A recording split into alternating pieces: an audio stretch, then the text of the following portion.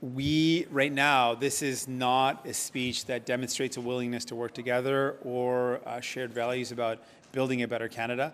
There is no clarity about whether there will be a vote or not, but we want to make it clear to the Liberals, as we've said in the past, as I've said, don't take our support for granted.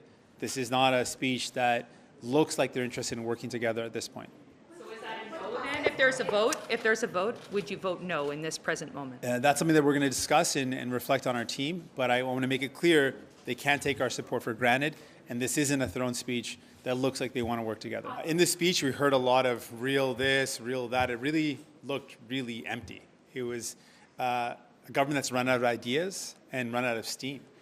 We see a throne speech that does not respond to the urgency of the crises that we're up against.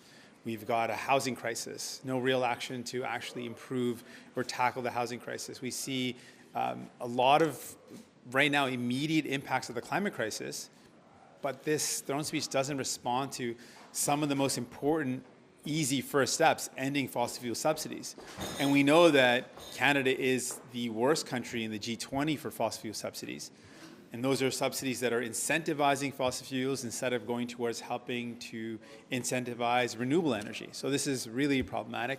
To talk about cleaner and healthier, well, it's certainly not healthier. There's no talk about increasing investments in our healthcare to keep it publicly funded and well-funded.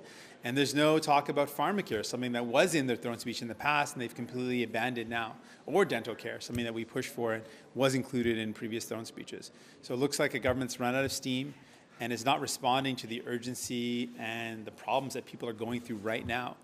And we are going to continue to fight for what people want, which is concrete steps to tackle the climate crisis and also a clear plan for workers. Right now, workers are worried about what their futures hold, and we want a real plan for workers. That's something that's missing in this as well.